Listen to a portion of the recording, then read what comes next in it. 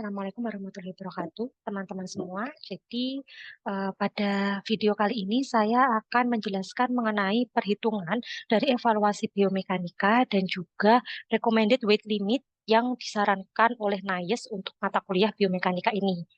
Nah, untuk, penjelasan mengenai biomekanika, silahkan nanti dipelajari di modul yang sudah di-share dan juga poster infografis, yang sudah ada di laman Sepada. Nah, di sini saya akan lebih memfokuskan untuk perhitungan dari model tangan siku, model punggung bawah, dan juga perhitungan dari RWL itu sendiri. Jadi, simak video ini sampai habis dan, semoga teman-teman semua bisa, lebih paham atau lebih jelas dengan, bagaimana mengevaluasi sebuah postur kerja. Oke, kita langsung masuk aja ke contoh dari perhitungannya. Baik, teman-teman. Oke, sekarang kita masuk ke dalam contoh perhitungan dari ini ya, model tangan siku ya. Jadi model tangan siku ini memang digunakan untuk mengetahui apakah pekerjaan aman atau tidak dengan postur yang saat kita itu mengangkat sebuah benda seperti itu. Nah, di sini ada contohnya, misalkan untuk saat kita mengangkat sebuah benda itu ada beberapa postur kerja yang atau anggota tubuh yang terlibat. Contohnya misalkan di sini saya gambarkan ini ada siku, kemudian ini adalah telapak tangan. Nah, di dalam siku dan telapak tangan, otomatis nanti yang akan kita cari itu adalah berapa sih gaya yang dihasilkan oleh otot bicep kita gitu ya. Jadi di sini itu adalah F bicep. Ini yang nantinya akan kita cari berapa angkanya seperti itu. Kemudian untuk informasi-informasi yang lainnya itu adalah di sini kita asumsikan bahwa jarak antara siku dengan otot bicep ini adalah 2 cm. Nah, selain otot bicep yang akan kita cari itu juga ada yang namanya gaya yang memiliki arah ke bawah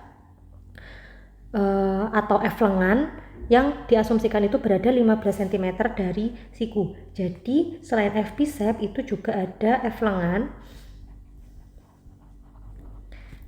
itu untuk masanya atau titik pusat massa pada tangannya itu sebesar 10 Newton dan jarak antara siku dengan F lengan ini adalah 15 cm. Nah, selanjutnya itu adalah ada juga ini gaya yang terdapat pada tangan yang disebabkan oleh benda tersebut dan itu besarnya adalah 150 Newton. Jadi di sini ada benda, kemudian itu juga disebabkan oleh suatu gaya yang kita sebut dengan F benda itu sebesar 150 Newton dan jarak antara siku sampai dengan telapak tangan ini adalah 32 cm. Nah, ini adalah informasi-informasi yang nantinya akan kita gunakan untuk menghitung apakah ini tuh aman atau tidak seperti itu. Nah, awal kita mulai perhitungannya itu dengan menggunakan perhitungan momen eksternal dulu, teman-teman.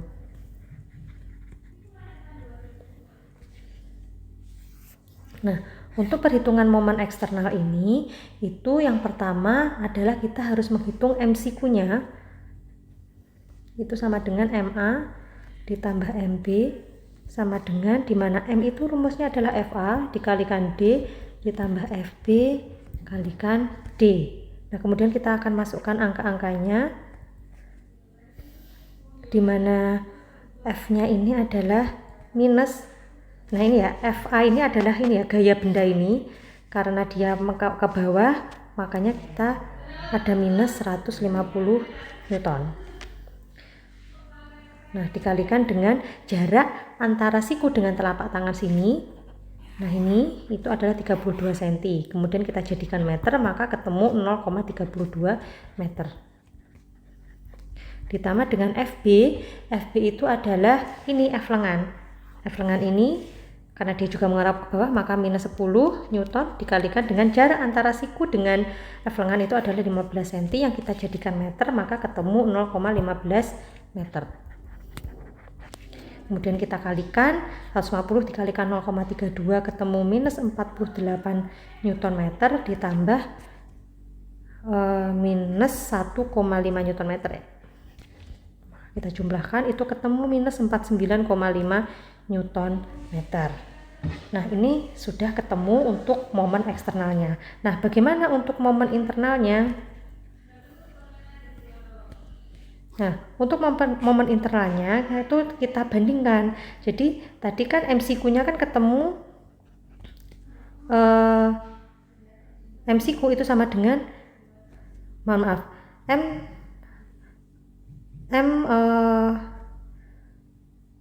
siku ini yang ada apostrofnya atas ini, jadi itu adalah minus M siku. Nah, sehingga M siku internal sama dengan minus ini ya, minus 49,5. Ketemunya 49,5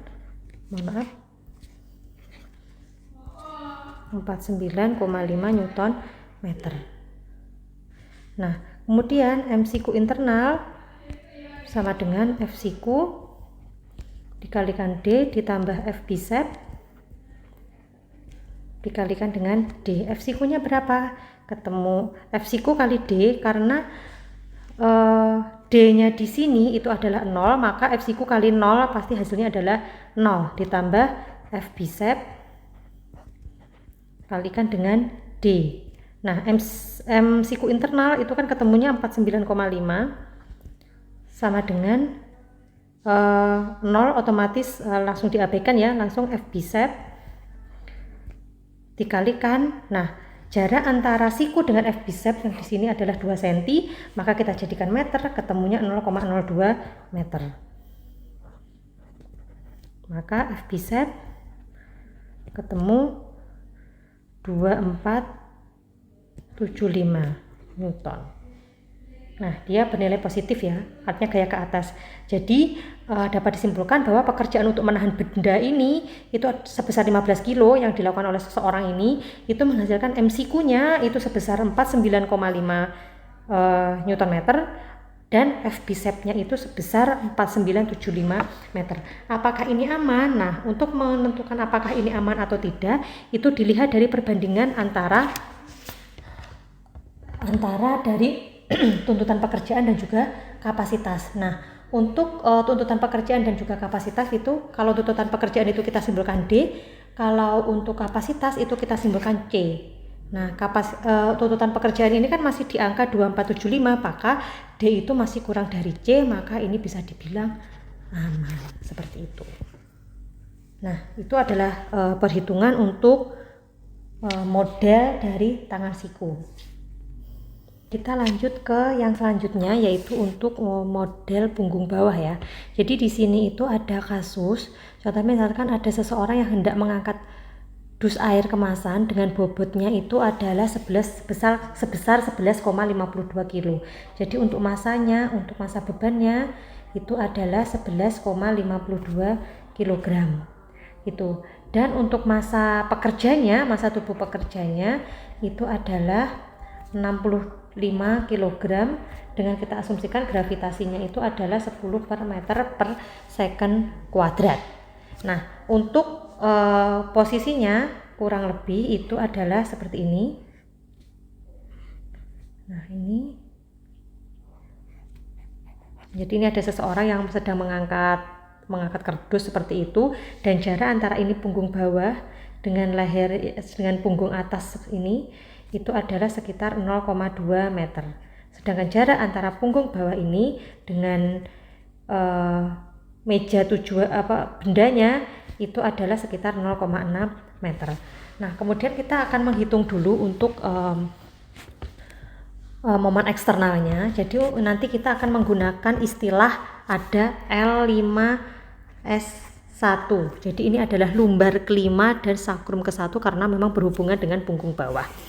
Nah, selanjutnya untuk melakukan perhitungan ini itu adalah kita harus mengasumsikan dulu bahwa jumlah atau sigma dari M L5S1 itu adalah harus sama dengan 0.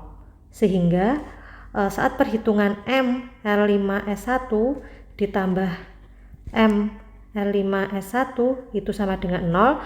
Ketika kita ganti ruas, pindah ruas ya, maka M L5S1 sama dengan minus M L5 per S1. Seperti itu. Nah, setelah kita pindah ruas seperti ini, kita harus menjabarkan bahwa dari rumus ini itu minus M5S1 itu adalah masa tubuh ditambah masa beban, di mana masa tubuh ini adalah, tadi kita ketahui bahwa masa pekerjaannya 65 dengan gravitasi 100, maka dan ini ada tanda minus, maka minus 650 Newton dikalikan jarak antara punggung bawah dengan punggung atasnya itu adalah 0,2 meter ditambah dengan ini masa bebannya tadi ketemu 11,52 kg, kita jadikan dengan Newton, maka minus 115,2 Newton.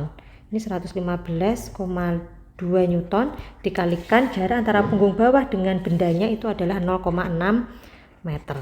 Maka kita dapat perhitungannya bahwa ML5S1 itu adalah sekitar minus 199,12 Newton meter. Ya.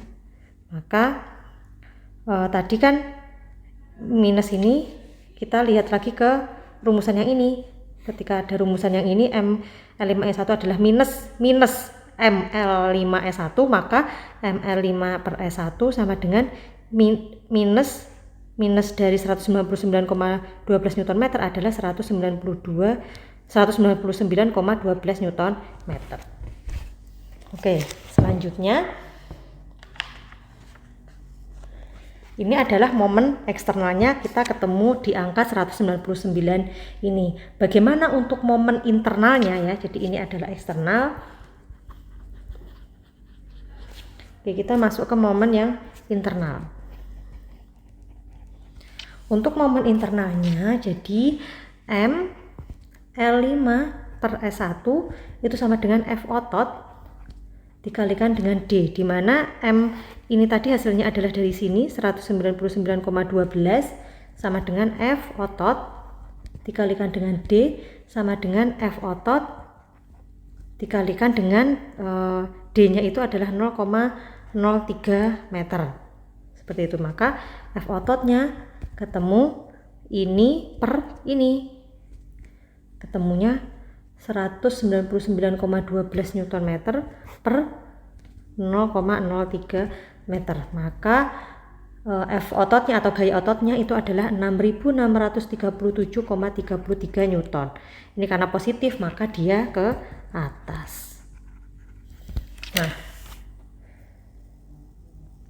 kemudian kita selanjutnya setelah mengetahui momen internal dan eksternal, selanjutnya adalah untuk mengetahui F shear atau kerja otot akan mengakibatkan gaya tekan atau F compression dan gaya geser atau F shear-nya dari luas lumbar kelima dan sakrum ke-1 itu. Jadi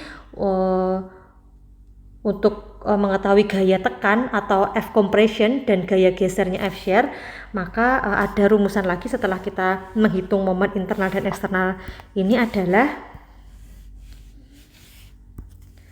ini. Jadi setelah mengikuti gaya internal dan eksternal ini, selanjutnya itu adalah dengan ini mengakibatkan gaya F tekan atau F compression ya, sama gaya geser atau F shear. Nah, dari L5S1 maka kita melakukan perhitungan lanjutan lagi, yaitu F compression sama dengan F tubuh sin theta sama dengan F beban sin theta ditambah F otot. Nah, untuk F shear-nya, ini F ya, itu sama dengan F tubuh cos theta ditambah F beban cos theta. Nah, dalam kasus ini maka F compression-nya F tubuh sin theta ditambah F beban sin theta ditambah F otot. Nah, sama dengan F tubuhnya kan tadi 650 sin 70 derajat ditambah 115,2 sin 70 derajat ditambah 637,33 Newton. Maka dari Baik, teman-teman, itu adalah penjelasan mengenai bagaimana cara kita mengevaluasi postur kerja dengan menggunakan biomekanika, dan selamat belajar.